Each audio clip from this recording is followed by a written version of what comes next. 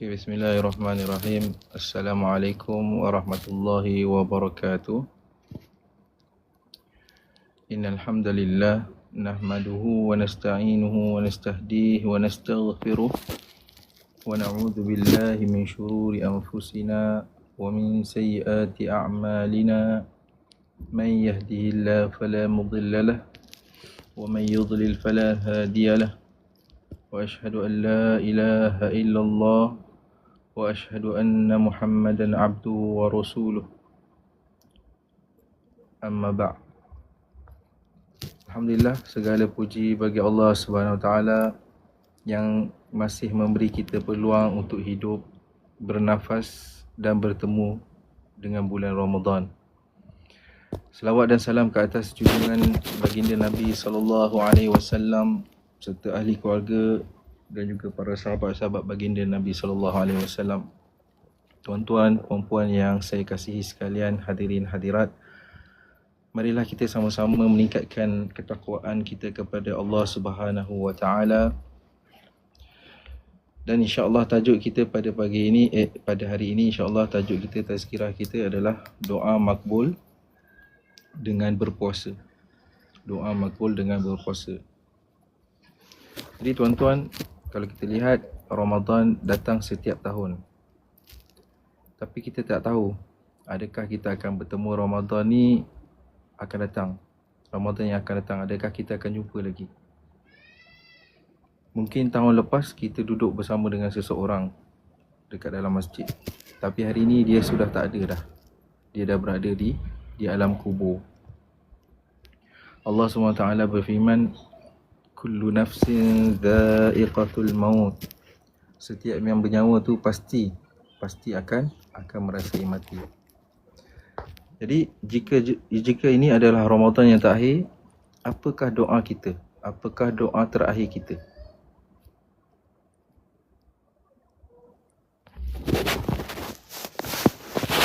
Apakah doa terakhir kita?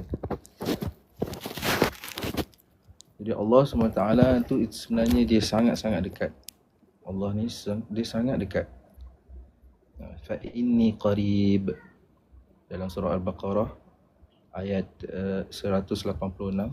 Fa inni qarib, yakni aku ni sangat dekat. Allah berfirman, aku sangat dekat. Allah dia tak kata aku ni jauh. Allah kata aku sangat dekat. Jadi masalah dia kita ni bukan Allah tu yang jauh. Masalah kita sebenarnya hati kita yang jauh sebenarnya. Kemudian kalau kita sentuh bab kisah sahabat, para sahabat, yang mana kisah Abu Hurairah radhiyallahu an. Apabila Ramadan tu datang, Abu Hurairah selalu menangis. Jadi bila orang bertanya, kenapa engkau menangis? Abu Hurairah pun menjawab, beliau berkata, aku tidak tahu adakah aku akan bertemu dengan Ramadan lagi. Jadi hari ini kita sambut Ramadan dengan kegembiraan, dengan keseronokan, dengan ahli keluarga. Tetapi para sahabat sambut dengan tangisan. Itulah Abu Hurairah. Dan kalau kita boleh share lagi kisah sahabat yang lain, iaitu Umar Ibn Khattab radhiyallahu an, yang mana Sayyidina Umar berkata, aku tidak risau doa itu dimakbulkan. Aku risau jika aku tidak diberikan ilham untuk berdoa. Subhanallah. Jika hati kita tergerak untuk berdoa, itu tanda Allah sedang memanggil kita. Jadi para hadirin sekalian, tuan-tuan dan puan-puan, jika kita ada masalah di dunia, kita akan subcall, kita akan call kawan-kawan, kita akan telefon kawan-kawan kita kalau kita ada masalah dekat dunia ni.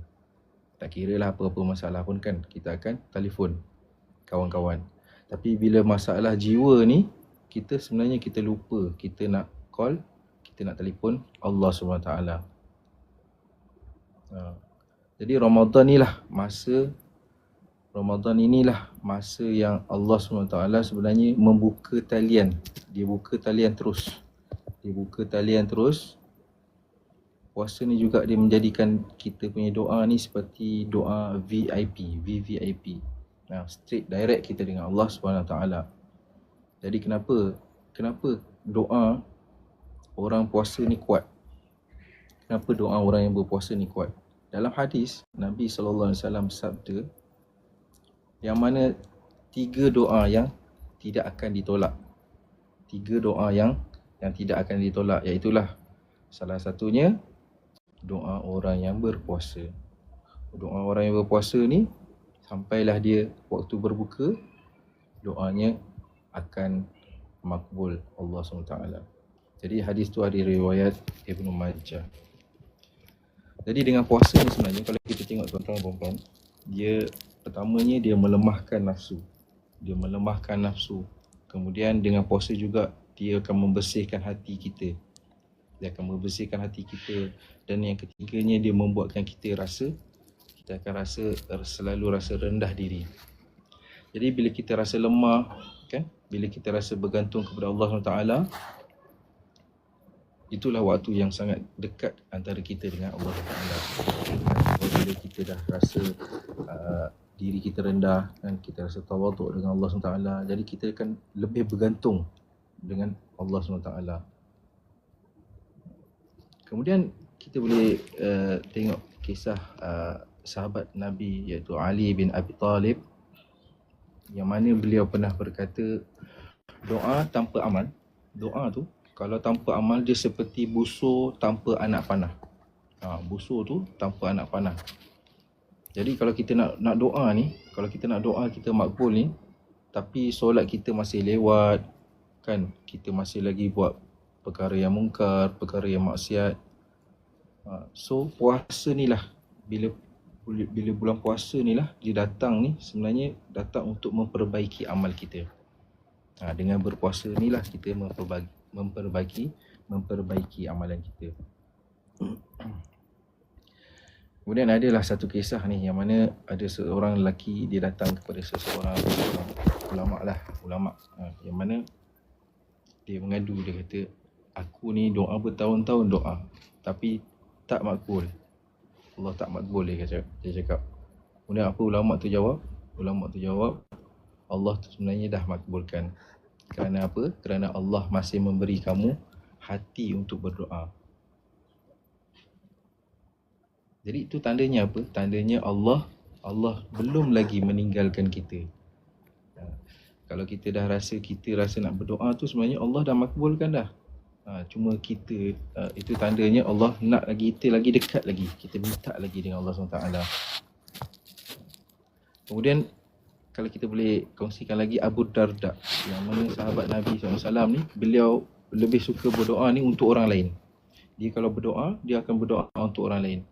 Kerana apa? Dia cakap kerana malaikat, bila kita berdoa ni, malaikat akan kata, dan untukmu juga. Macam itulah. Dan untukmu juga. Wa iyyak, dalam bahasa Arab, kan. So Ramadan ni adalah masa yang terbaik lah untuk kita doakan keluarga kita doakan ibu bapa kita. So kita boleh doakan untuk anak-anak kita doakan saudara mara kita yang dekat, kita doakan juga saudara mara kita yang jauh, kita doakan semua. Kan itu antara adab kita berdoa sebenarnya. Dan sebenarnya bila kita berdoa ni juga, bila bulan puasa, ketika kita puasa ni, 3 waktu yang mana kita boleh kata waktu emas untuk kita berdoa, waktu yang mustajab lah.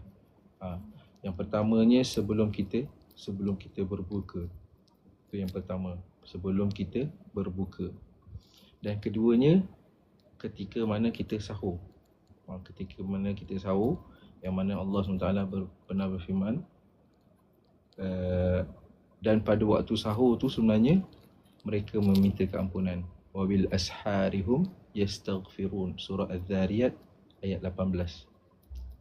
Yang pertama sebelum berbuka, kemudian yang keduanya sahur, waktu sahur, dan yang ketiganya waktu sepertiga malam.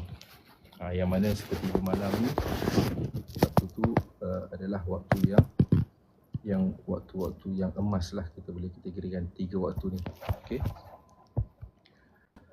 Kemudian hubungan kita dengan Allah SWT.